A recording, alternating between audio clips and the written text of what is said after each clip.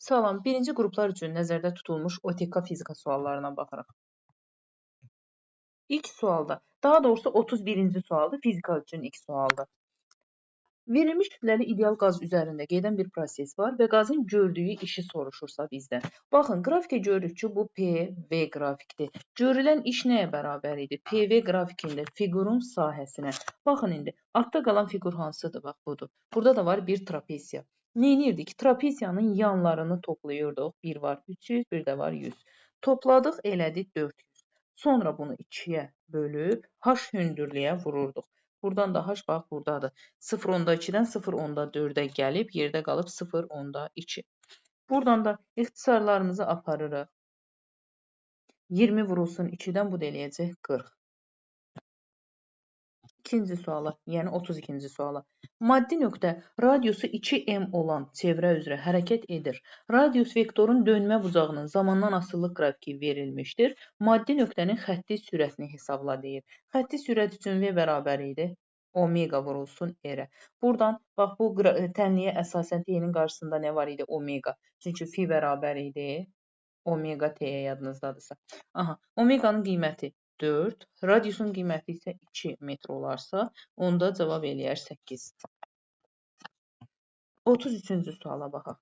Rəqs edən cismin koordinatının zamandan asılı tənliyi verilmişdi bizə. T bərabərdir 2T period müddətində cismin yer dəyişməsi nə qədər olar? Əgər tam periodlar varsa, fərqi yoxdur 2T, 5T, n sayda T, yəni kəsr xətti yoxdur, tam ədəd varsa periodun qarşısında. Bu zaman yer dəyişmədə, sürət dəyişməsi də, impuls dəyişməsi də sıfıra bərabər olacaq. 34-cü sualda işıq şüasının düşmə bucağını hesablayın. Baxın, düşmə bucağı hansıdır? Bax, bu normalla arada qalan bucaq. Bu normalla arada qalan bucağı tapmaq üçün, bax bu tərəfdə bu sınan bucaqla, bu birisi normalın arasındakı. Yəni, bax buradakı bucaqları toplayırıq. 35 ilə də 15-i topladıq, elədi 50. 35-ci sualda. Kütləsi 200 qram olan cisim 40 santim radiuslu çevrə boyunca hərəkət edir. Aha, kinetik enerjinin dəyişməsi. Çevrə üzrə hərəkət varsa, periodun hansı hissəsi verilirsə verilsin, kinetik enerjinin dəyişməsi sıfıra bərabər olur. Baxın, burada iki məna var, bunları qarışdırmayın. Əgər kinetik enerji deyirsə, yəni kinetik enerjinin ani qiymətini soruşursa, o sıfır deyil. Elə necə tapırdıq? mv kvadratı bölünsün 2 ilə. Ancaq kinetik enerjinin dəyişməsi deyirsə, onda sıfıra bərabərdir. Bu da nə ilə əlaqəlidir? Çünki kinetik enerji skalyar cəmiyyət, yalnız ədədi qiyməti var. Çevrə üzrə hərəkətdə də sürətin ədədi qiyməti sabitdir. Kütlə də onsuz Allahından sabitdirsə, deməli kinetik enerji də sabit qalır, dəyişmir. Bir kinetik enerji idi, bir də Lorentz qüvvəsi idi ki, bunların gördükləri iş, çevrə üzrə hərəkətdə görülən iş sıfıra bərabər idi. 36-cı sual. Elektrokimyəvi ekvivalent. Baxaq. Gəlin əvvəlcə düsturumuzu yazaq istəyirsiniz. Ondan sonra baxaq. K bərabərdir, M bölünsün Q yaza bilərik və yaxud da bir başqa düsturu da yazaq, lap dəqiq olsun. K bərabərdir, 1 bölünsün Y, N Avogadro, onu da vururduq, M bölünsün N. Davam edək.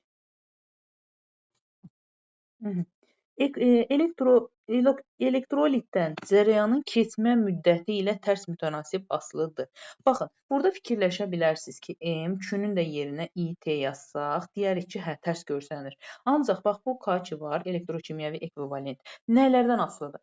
Ancaq materialın növündən asılıdır. Sonra, bax, buradakı bu valentlikdən asılıdır, molyar kütlədən asılıdır. Sonra, bax, burada M bölünsün N var. Bax, bunun adı nədir? Maddənin kimyəvi ekvivalenti. Onunla asılıdır. Ancaq nə kütlədən, nə yükdən, nə cərəyan şiddətindən, zamandan asılı deyil. Ona görə biri sildik. Sonra, ədədi qiymət ionun kütləsinin yükünə olan nisbətinə bərabərdir. Bəli, bu doğrudur. Yəni, ədədi qiymətdir. 3-ə baxırıq. Elektrod üzərində ayrılan maddənin kütləsi ilə düz mütənasib asılıdır. Dedik ki, asılı deyildi kütlə ilə. Maddənin kimyəvi ekvivalenti ilə tərs mütənasib asılıdır. Kimyəvi ekvivalent nədir? Bax, burada bayaq dedimi? Bax, bu molyar kütlə bölünürdü valentliyə. Bax, bu kimyəvi ekvivalent demək idi. Və kimyəvi ekvivalentlə də düz asılıdır. Baxın, görürsünüzmü? Düz asılıdır. O vaxt tərs asılı olardı ki, n yuxarıda, m aşağıda olsaydı. Deməli, bunu da səhv götürürük. Və baxırıq ki, yeganə doğru cavab 2-dir. Variantlarda 2 verilməyib, ancaq ola bilər ki, nəsə səhv gedib, çünki yəni hər şey göz önündədir. Ona görə sadəcə 2-ni götürə bilərik burada. Davam eləyək. 37-də. Üfüqi səth üzərindəki biznes tirin bir ucuna dinamometr şəkildəki kimi bağlanmışdır. Dinamometrin göstərişi minimum 120 Newton olduqda tir qalxarsa, onun çəkisi nə qədər olar? Baxın indi. Bir dənə bax bu üfüqi vəziyyətdəki bir cisim var idisə, biznes bir cisim. Bunu qaldırmaq üçün bizə nə qədər qüvvə lazım idi? Minimum. Bax bunun çəkisinin tən yarısı qədər. O da niyə idi? Məsələn, bunun çəkisinə bir P desək, bunu deyək ki, bu vəziyyətə qaldırdıq. Düzdürmü? Onda nə edirdik? Bizə lazım olan bax bu qüvvə, buradan asdığımız bu qüvvə ki var, F qüvvəsi. Bax bu F qüvvənin dayaqdan olan məsafəsi 2x olanda, axı çəki tən yarıdan idi. Buradan olan məsafə x idi. Ona görə də bizə bax bu çəkinin tən yarısı qədər momentlərə əsasən onu yoxlayıb tapa bilərsiniz. Qüvvə olsa biz bu cismi buradan qaldıra bilərik, tiri. İndi əgər minimum 120 ilə biz bunu qaldıra bilmişiksə, deməli tirin özünün çəkisi 120-nin 2 qatı, yəni 240 olacaq. 38-ci suala. Sabit cərəyan mənbəyinə qoşulmuş lampalardan hansı yanar? İndi məsələn, burada bir müsbət, bir mənfi götürürük, fərq yoxdur, hansını götürdük. Gəldik. Baxın, buradan gəlir. Buradan keçir bu yana, bu lampa yanır. Ancaq bu tərəfdəki lampa yanmır. Niyə? Çünki burada baxın, kondensator var. Orada da müqavimət böyük olduğu üçün ona görə burada yanma olmur. Sistem qapanır. Sonra davam edirik. Buradan gəlir, bu tərəfdə də yanır, problem yoxdur. Deməli, yalnız 2 və 1 yana bilər. Bu da var sonuncu variantda. 39-cu suala baxaq. Sıxlığı məlum olan mayenin qabın dibinə etdiyi təzyiq qüvvəsi.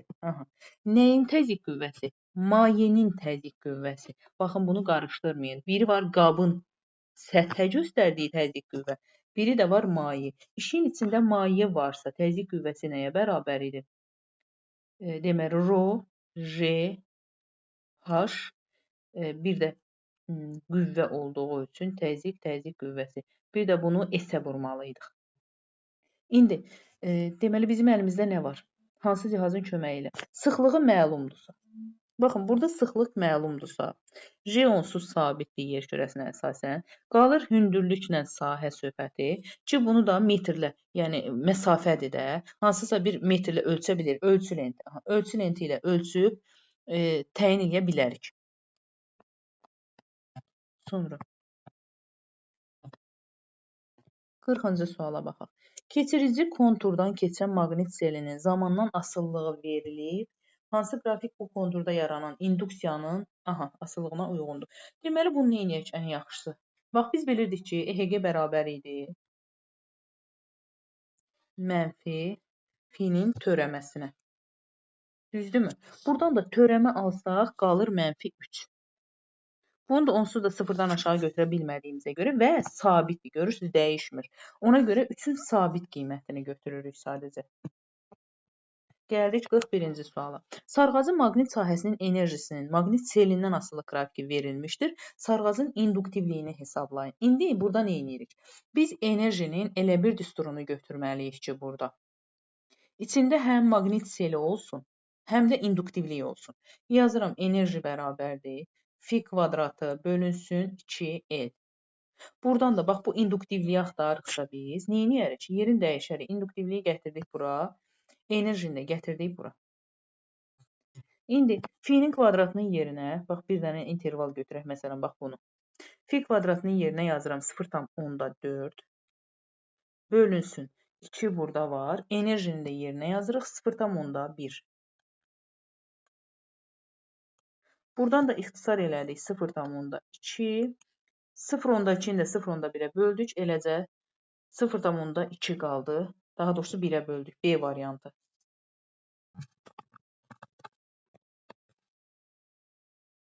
Qırx ikinci sual. Rəqs konturunda harmonik elektromaqnit rəqsləri baş verir. Hansı fiziki cəmiyyətlər zamandan asılı olaraq dəyişirlər? Baxaq, kondensatorun yükü dəyişirmi? Bəli, dəyişir. Bunu götürdük. Rəqsin tam enerjisi qəti dəyişmir. Bunu götürə bilmərik. Sarğacın induktivlik dəyişmir. Materialın növündən asılıdır. Nədirsə odur. Sonra tutum da dəyişən deyil. Yəni bir dənə növ panelə görə təyin edirik. Tezlik dəyişirmi? O da dəyişmir. Tezliyi idi, periodu idi. Onlar zamanla dəyişmirdilər. Sarğacdan axan cəryan şiddəti isə dəyişir. Var deməli 1 və 6. B variantı. 43-cü sual. Müsbət küy yükü biznes elektrik sahəsində bax bu trayektoriya üzrə hərəkət edir. Hansı hissədə sahənin gördüyü iş müsbət olar? Baxın indi. Bu bir müsbət yükdür. Əvvəlcə gəlin sahəni müəyyən edək. Bax, bu ox tərəflər mənfidir, əks tərəflər müsbətdir. Əlimizdə də varsa bir müsbət yük, təbii ki, bu müsbət yük mənfiyə doğru gedərsə müsbət iş görürlər də.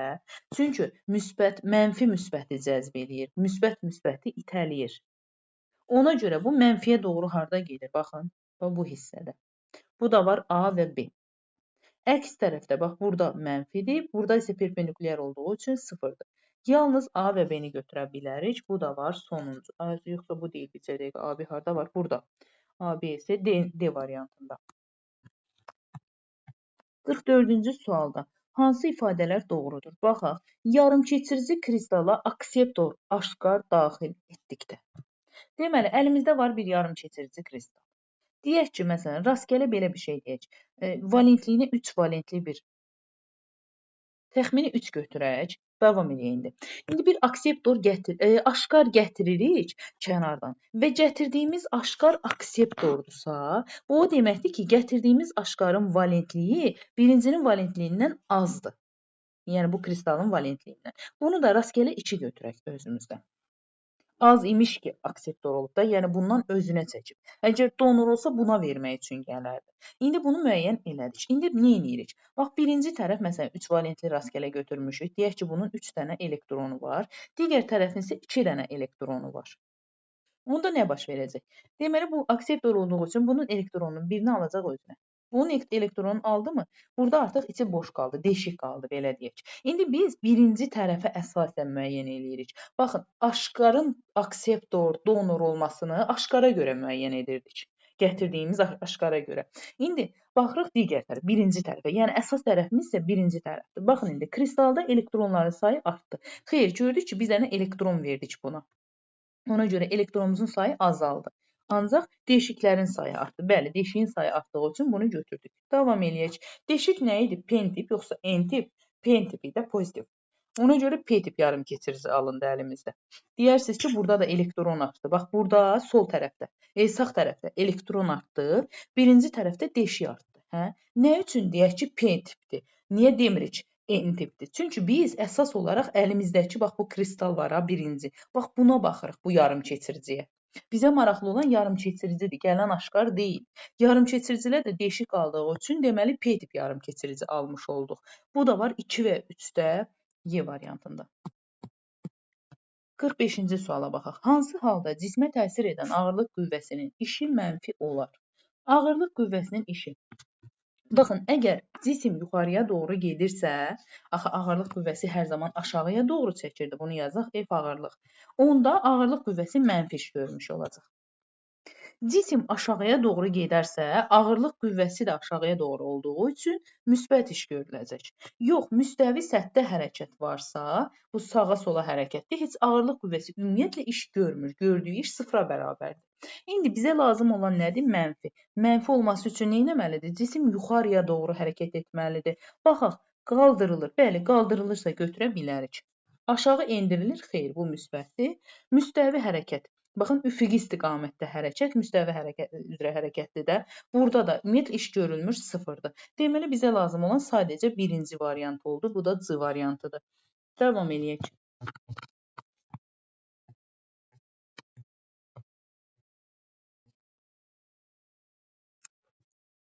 Sabit gərginlik mənbəyinə qoşulmuş müstəvi kondensatorun enerjisi bizə verilib. Onun lövhələrinin arasındakı nüfuzluluq 6 dielektriklə tam doldurulduqda enerji necə dəyişər? Baxaq indi, sabit gərginlik varsa, hansı enerji düsturundan istifadə eləyərdik? C, U kvadratı bölünsün 2. Niyə? Çünki sabit gərginlik deyirsə, gərginliyin kvadratik olduğunu götürürdük. Bu belə. Və görürəm ki, enerji gərginliklə kvadratik düz asılıdır. Baxın indi, tutumla. Tutumla isə birinci dərəcədən düz asılıdır. Əgər nüfuzluluqla doldursaq, dielektriklə, onda tutum neyniyər? Artar. 6 dəfə. Tutum artırsa, çünki niyə? Tutumun əvəzinə nə yaza bilərdik? Epsilon, epsilon 0, S bölünmüş D yazırdıq da. Tutum artdısa, deməli enerji də artacaq. Yəni epsilonla düz asılıdır. Neçə dəfə? 6 dəfə. Başlanğıcda 120 idi. Sonra 6 dəfə artdı. Götürdüm 120-ni, vurdum 6-ya, elədi 720. Baxın 120 idi, oldu 720. İndi əgər bizə desəydi ki, son enerjisi nə qədərdir? Deyərdim 720. Ancaq biz dəyişimə baxırıq. 120 720 olubsa, fərqi nə qədər? Nə qədər artıb? 600 artıb da. Bu da olar B variantında. 47-ci suala baxaq. Kütlələr bizə verilib. Gəlin qeyd eləyək kütlələrimizi. Burada var 2 kiloqram, 2-nin də ağırlığı olacaq 20. Burada var 3 kiloqram, ağırlığı olacaq 30. Gərilməni tapmaq üçün nə edirik birinci? Həmişə təcili tapırıq ilk növbədə. A bərabərdir əvəzləyici qüvvə. Əvəzləyici qüvvə bölünsün kütləyə. Bunu da yazaq. Buradan əvəzləyici qüvvəni necə fikirləşək? Baxın, bloklarda bunu bir məftil kimi düşünsək, bunu bax bu cür uzatsaq, açıb. Görürük ki, əks tərəf olur bir tərəfdən digər tərəf. Ona görə böyük qüvvədən kiçik qüvvəni çıxıram. 30-dan 20-ni çıxdım, qaldı 10. Bölürəm ümumi kütləmizə. 2 burada, 3 burada. 5-ə. Təcili nə tapdıq? 2. İndi gəlirik T gərilmə söhbətinə. Baxın, bu tərəfi götürdük. İndi bu cisim yuxarı gedər, yoxsa aşağı gedər? Bax, bu sol tərəf. Yuxarı gedər də, çünki bu yan daha böyükdür. Bax, bu 30 daha böyükdür deyən bu tərəfə doğru gedəcək. Onda, deməli, T gərilmə 20 Newtondan daha böyükdür. Böyük olandan T gərilmədən çıxıram 20-ni, bərabər eləyirəm M A-ya. Buradan da M-in yerində nə var? 2 kiloqram M1. Təcili də nə tapdıq? 2. Onda T bərabər oldu. 2 vur 2-dən 4. 20-ni də bu yana üstəcəl kimi atanda 24. 24 də var harda? A variantında.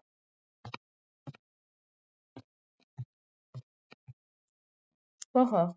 Aha, F var burada. Newtonun yerinə bir F yazıram. Bölünsün kiloqram. Deməli, gəlin biraz da F açaq. F-in də yerinə nə yazarıq? M vurulsun A deyildi. Elə kiloqram da M-dirmi? M-lər ixtisar gedəndə yerdə təcilin özü qalır. İndi təcil əvəzi biz nədən istifadə edə bilərik? Baxın, qravitasiya sahəsinin intensivliyini götürə bilərik, böyük J-ni. Sərbəst düşmə təcili kiçik J-ni götürə bilərik. Sonra və salam 1-i və 3-ü götürə bilərik. Bu da var Y variantında. Biznes maqnit sahəsinə induksiya xətlərinə perpendikulyar istiqamətdə daxil olan ionun sürəti azalanda, onun dövr etmə periodu və mərkəzə qaçma təcili necə dəyişir? Biz bilirdik ki, period asılı deyildi sürətdən, impulsdan, kinetik enerjidən, asılı idi kütlədən, Q-dən, B-dən. Ona görə period neyniyər? Dəyişməz. Təcilə gəlirik. Təcili necə tapırdıq? Yazıram ki, biznes maqnit sahəsində deməli, hansı qüvvədən söhbət gedir? Lorentz qüvvəsindən. Onda yazıram ki, F bərabər idi. F-in yerində Lorenzdir. Lorentz bərabərdir nəyə? M A-ya. Buradan da Lorentz qüvvəsini açıb yerinə nə yaza bilərəm? Q, V, B. Və görürəm ki, təcillə sürət necə asılıdır? Düz asılıdır. Onda əgər sürət azalıbsa, deməli elə təcil də azalar. T dəyişməz, təcil isə azalar. Baxın, sonuncu.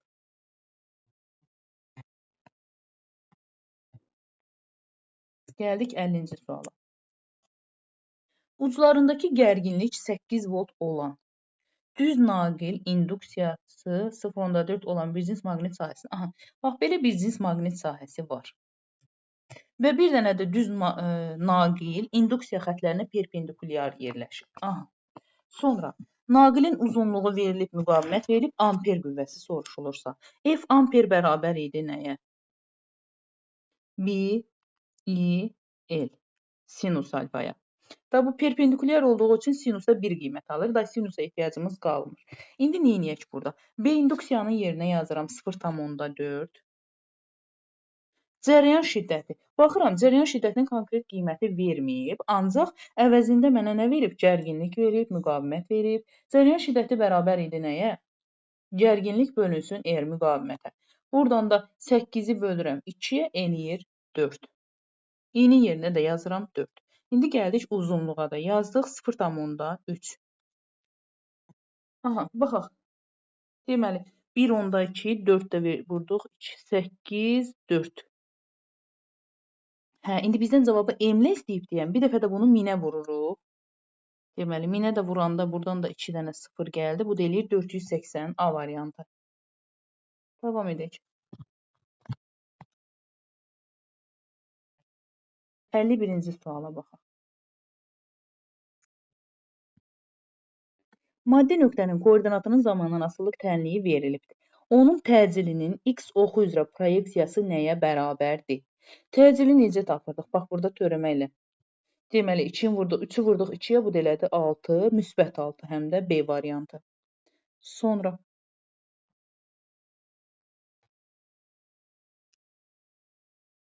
sabit temperaturda havanın nisbi rütubəti 20% azaldıqda, havanın müəyyən həcmində olan su buxarının kütləsi necə dəyişər? Azalar təbii ki. Nisbi rütubət azalıbsa, deməli su buxarı da azalıbdır. Bəs neçə dəfə azalıb? İndi baxın, nisbi rütubət 20% azalıbsa, yəni başlanğıcda deyək ki, bu 100 idisə, azaldı oldu 80. Onda neyləyirik dəfəyə çevirmək üçün? 100-ü bölürük 80-ə. Buradan da ixtisar apardıq. 10-u da böldük 8-ə. Bu da eləyəcək, deməli, 1,25 hardasa. Azalar artarı götürmədiyimizə. 53-cü sualda. Vakuumda dalğa uzunluğu verilib. Bizdən nəyi soruşur? Elektromaqnit dalğasının tezliyini. Aha. Deməli, burada nə edirik? Sürət bərabər idi. Lambda vurulsun nü. Buradan da tezliyi tapmaq üçün nü bərabərdir. C bölünsün lambda yaza bilərik. Buradan sürətin yerinə yazıram. 3 vurulsun 10 üzərindən 8. Dalğa uzunluğunun da yerinə yazsam 150. Baxın, buradan 2 dənə 0 götürək. Ataq 3-ün yanına. Əvəzində bunu da 6 eləyək. Buradan da 300-ü 150-yə böləndə 2 qalır. 2 vurulsun 10 üzərindən 6. Bizdən də mega ilə istədiyi üçün cavabı elə 2-nin özünü yaza bilərik. Cavab 54. Sual 54. Exolotdan göndərilən siqnal 0,5 saniyə sonra dənizin dibində əks olunaraq qəbul edilir. Ultrasesin sudakı sürəti bizə verilibsə, dənizin dərinliyini tapın. Dənizin dərinliyini eynən düz xətlə bərabər sürətli hərəkət kimi VT ilə tapırıq. Bir məsələ var ki, 2-yə bölürük. Niyə? Çünki axı bu siqnal bir dəfə gedir dənizin dərinliyinə, bir dəfə də qayıdır. Ona görə H2-dən olur da. Onu H2-yə bölür bu VT-ni. V-nin yerində nə var? 1500. T-nin yerində nə var? 0,8. Buradan da ixtisarlarımızı aparaq. 8-i 0-a vurduq. 0, 8 dəfə 5-in 40, 4 yazırıq, 0 yazırıq 4 yadda, 8-i də vurduq 1-ə, 8, 4 də yazda 1200. Sonra bu 1200-ü də təzədən buradan 2-yə böləndə, bu da bizə verəcək 600. Sonra gəlirik 55-ci suala. Yerin cazibə sahəsində şaquli hərəkət edən cismin koordinatının zamandan asılılıq qrafiki verilmişdir. Hansı ifadələr doğrudur? Cisim şaquli yuxarı atılmışdır. Baxın, görürəm ki, 0-dan başlayıb H istiqamətində yuxarı doğru qalxıb, sonra maksa çatandan sonra geri qayıdıbsa. Deməli, doğrudan da cisim şaquli yuxarıya atılmışdır. Cisim müəyyən hündürlükdə şaquli aşağı atılmışdır. Xeyr. Əgər elə olsaydı bu qrafik fərqli olardı. Çünki 2 saniyədə qalxıb, 2 saniyədə düşüb. Deməli, yerdən atılıb. Bu belə. Uçuş müddətində yer dəyişmə 20-dir. Baxın, 20 metr qalxıb H hündürlüyü, 20 metr də düşüb. Yer dəyişmə 20 yox, 0 olacaq yer dəyişmə. Niyə? Çünki yerdən atdıqsa, qalxırdı, maksa çatıb, yenidən yerə çatırdı. Yəni, yer dəyişmə yerdən 0-a bərabər idi. 3-ü götürmürük. 2-ni də götürmədik. Sonra uçuş müddətində getdiyi yol. Nə qədər yol gedib? 40 gedib, 20 gedib, 20 qayıdıbsa, deməli 40 metr yol gedib, bəli. Yolu götürdük. Maksimal qalxma hündürlüyü nə qədərdir? 20 metr. Baxın, H-max. Sadəcə 1-in və 4-ün olduğu cavabları götürə bilərik. 56. 100 metr bölünsün saniyə sürətlə uçan 0,4 kiloqram kütləli cisim iki hissəyə parçalanma varsa, deməli burada nə var? İmpulsun saxlanması qanunu var. Gəlin onda bunu mərhələ-mərhələ işləyək. Və çox da qəşəng suala oxşuyur. Çox gözəl sualdır. Başlayaq. 100 sürətlə uçan bir dənə cisim var. Cismin özünün kütləsi 0,4-dür. Sürəti də V də bərabərdir 100-ə. Deyək ki, məsələn, bu istiqamətdə uçur, gedir. Bunun hal-hazırdakı impulsu bərabərdir nəyə? 4, deməli 0,40-a. Sonra nə baş verir? Kütləsi 0,3 olan böyük hissə, iki hissəyə parçalanır. Bu gəldi, iki hissəyə parçalandı. Bunun birinin kütləsi 0,3 veribsə, ümumi də 0,4 idisə, deməli digəri də 0,1-dir də. Sonra bizə deyir ki, böyük hissə, bax bu böyük hissədən söhbət gedir, 200 sürətlə əvvəlki istiqamətdə uçurdu. Yəni əvvəl bu yana doğru getmirdi, elə bu da bu yana doğru gedir, nə ilə? 200-lə. İndi bu birisi kiçik hissənin sürətini tapın. Bilmirəm kiçik hissə nə qədərdir. Gəlin baxaq. Birinci hissə üçün impuls nəyə bərabərdir? 0,3-ü 200-ə vururam, eləyir 60. Və hansı istiqamətdə bu yana? Mənə isə indi bu 60 müsbət deyək də, hələ ki şərti olaraq bunu müsbət deyək ki, çarıxdırmayaq özümüzü. Bu elədi müsbət 60. Mənə də yekunda olmalıdır müsbət 40. Çünki başlanğıcda nədirsə, sonda da o qalmalıdır. Onda yerdə nə çatmır? Yerdə çatmır mənfi 22. 60-dan 20-ni çıxmalıyam ki, 40 qalmalıdır. Onda belə çıxır ki, ikinci parçanın sürəti həm bu yana doğru olacaq, əks tərəfə doğru olacaq. Ancaq heç məndən modul istəyir deyən heç tərəf ehtiyac yoxdur. Həm də yekunda 20-yə bərabər olmalıdır. İndi bunun sürəti nə olar? Deməli, P bərabərdirsə 20, M-in yerinə yazıram 0,1 vurulsun V. Onda V nəyə bərabər olar? 0,1-i bu yana bölmə kimi atanda 200-ə bərabər olar. Deməli, ikinci parçanın sürəti əks tərəfə doğru 200-ə bərabər olmalıdır.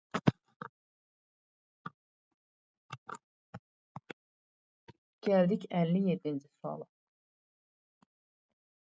Sabit kütləli bir atomlu ideal qazın təzyiqinin mütləq temperaturdan asıllıq qrafiki verilmişdir. A-B prosesində, baxaq, A-B prosesində temperatur sabitdir, çünki T oxunu kəsir, ancaq təzyiq azalır. Onda qazın daxili enerjisi neynər? Dəyişməz. Niyə? Çünki daxili enerji temperaturdan asılıdır birbaşa. Temperatur dəyişməyibsə, o da dəyişməyib. Baxaq görək. Onun daxili enerjisinin dəyişməsinə bərabərdir, gördüyün işə bərabərdir. Qaza əgər daxili enerji delta U sıfırdırsa, dəyişməyibsə, onda deyə bilərəm, istilik miqdarının hamısı işə sərf olunur. Onda bura bir Y yazıram. Davam eləyək. BC prosesində. BC prosesində tən ortadan keçir, yəni bu izoxor prosesdir. İzoxor prosesdirsə görülən iş sıfırdır. Q-nün hamısı sərf olunur delta U-ya, daxili enerjinin dəyişməsinə. Baxaq. Deməli, qazın daxili enerjisi artır, çünki temperatur artır. Bunu götürə bilmirəm. Qazın gördüyü iş mənfidirmi? Xeyr, Metliç qaz iş görmür həmin halda. Dəyişməsi qazın gördüyü işdən 0,5-də böyükdür. Onun daxili enerjisini də... Bunu götürə bilərik. D-nı da bura yazıram.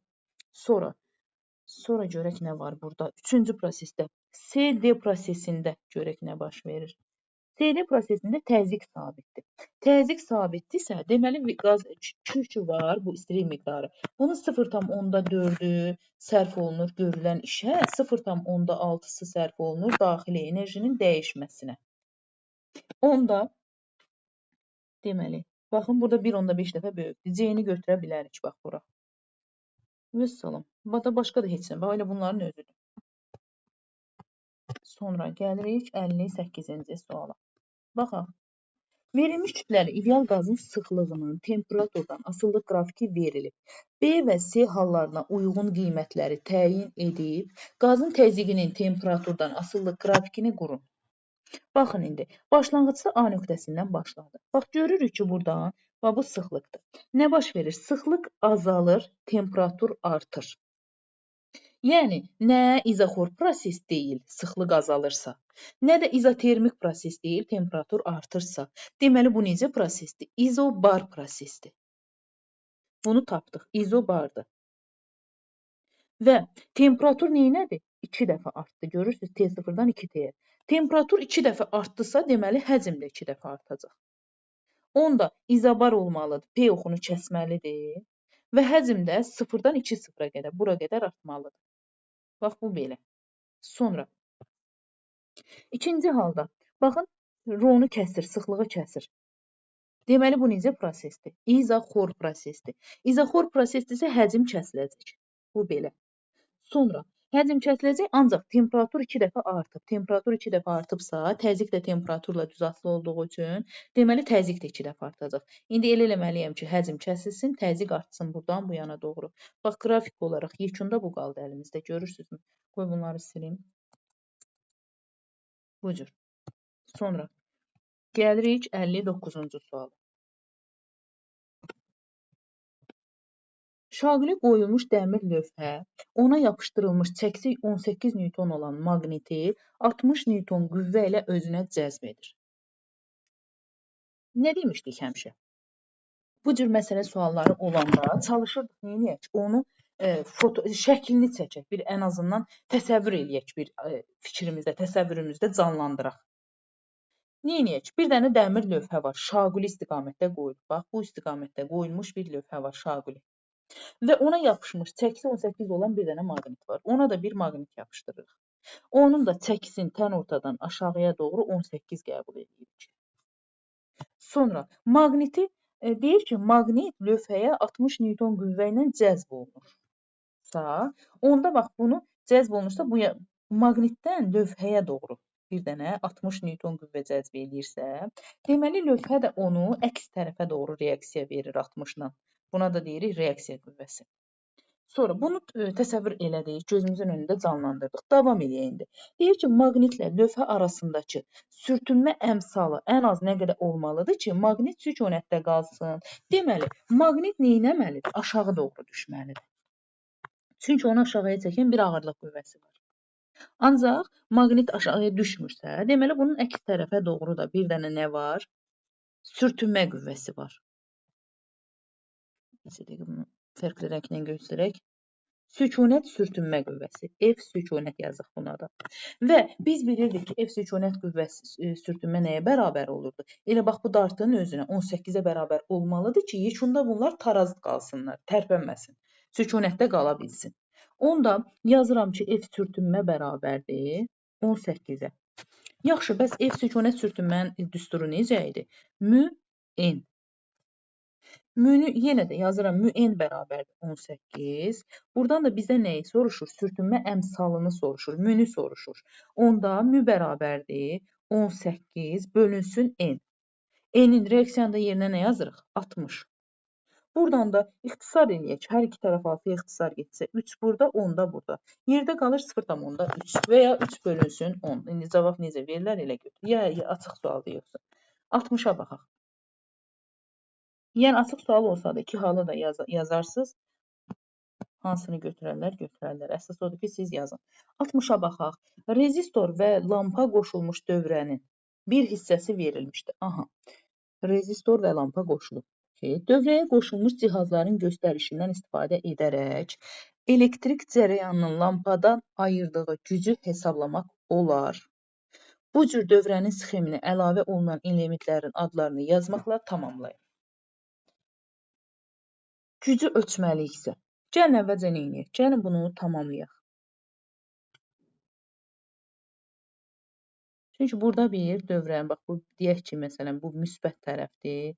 Deyək ki, bu da qütblərin yazaq əvvəlcə, mənfi tərəf. Bu olsun müsbət, qoy biraz fərqli çəkim. Daha sərgəli olsun ki, başa düşülən olsun.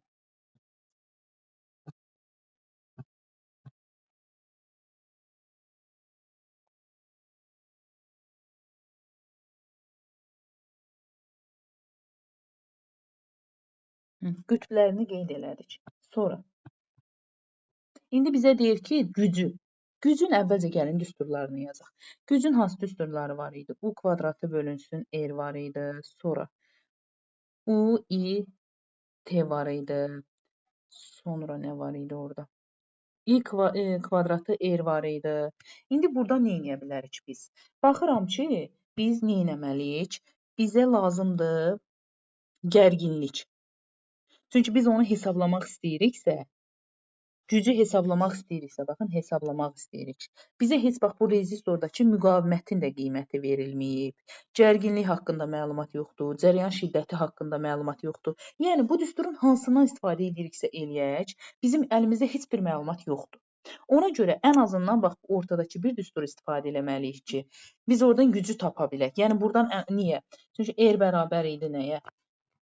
U bölünmüş i-yə. Düzdür? Lap deyək birinci düsturdan istifadə edirik. Fərqi yoxdur. Burada ən azından bizə eğri tapmaq lazımdır. Eğri tapmaq üçün gərginliyi tapmaq lazımdır, cəryan şiddətini tapmaq lazımdır. Onda biz əvvəla gəlin cəryan şiddətini ölçək. Biz bilirdik ki, cəryan şiddəti naqilin hər tərəfində ardıcıl eyni idi və ampermetrlə ölçülürdü. Ampermetrdə dövrəyə ardıcıl qoşulurdu. Onda bura bir ampermetr qoşa bilərik. Har istəsək, bax, ardıcıl da onsuz da qoşa bilərik. Məsələn, deyək ki, bura bir dənə ampermetr qoşduq. Sonra gəlirəm indi gərginliyi. Gərginliyi nə ilə ölçürdük? Voltmetrlə. Voltmetr necə qoşulurdu? Paralel. Onda voltmetri buradan paralel qoşa bilərdik. Bu da olsun voltmetr. Aha. İndi biz artıq cəryan şiddətini də ölçə bilirik, voltmetri də ölçə bilirik və onları tapandan sonra artıq müqaviməti də tapa bilirik. Yəni istədiyin düsturla istifadə edərək gücünü tapa bilərik. Sonra bitdi.